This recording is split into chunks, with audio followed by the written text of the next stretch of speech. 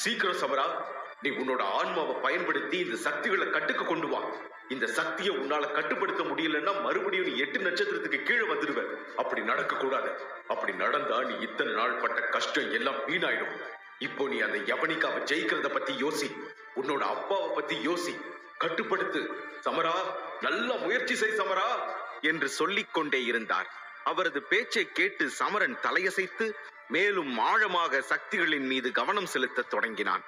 சில கணங்களுக்கு பிறகு திடீரென்று அவனது ஆன்மா அத்துமீறி வெளியேற துடிக்கும் சக்திகளை வெல்லத் தொடங்கியது. அவனுடைய தலைக்கு மேல் ஒரு சூறாவளி உருவாகத் தொடங்கியது. இந்த சுழல் காற்று அவன் வாய் வழியாக சென்று அவனது உடலுக்குள் நுழைந்தது. அது மின்சாரத்தை போல மின்னிக் கொண்டிருந்தது. அவன் வலியில் மேலும் முணங்கினான். அப்போது வருணமித்திரர் மோதிரத்தை விட்டு வெளியே வந்து சக்திகளை கட்டுப்படுத்துவதில் சமரன் மிகவும் சிரமப்படுவதைக் கண்டார். ஆனால் அவனது ஆன்மாவை கொண்டு அவற்றை கட்டுப்படுவதை பார்த்து அவர் ஆச்சரியப்பட்டார். சில வினாடிகளிலேயே சமரன் மிகவும் சோர்வடைந்து விட்டான். விட்டுடாத சமரா, விட்டுடாத. இன்னும் கொஞ்சம் தான். இன்னும் கொஞ்சம் முயற்சி செய் சமரா. நீ அபராஜிதன் பட்டத்துக்கு ரொம்ப பக்கத்துல நெருங்கிட்ட. விடாம பண்ணிட்டே இரு. இன்னும் சில வினாடிகள் தான்.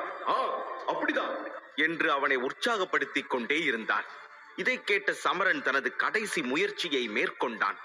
மேலும் தனது முழு பலத்தையும் பயன்படுத்தி கத்திக்கொண்டே சக்தியை தனது கட்டுப்பாட்டுக்குள் கொண்டு வர முயற்சி செய்து கொண்டிருந்தான்.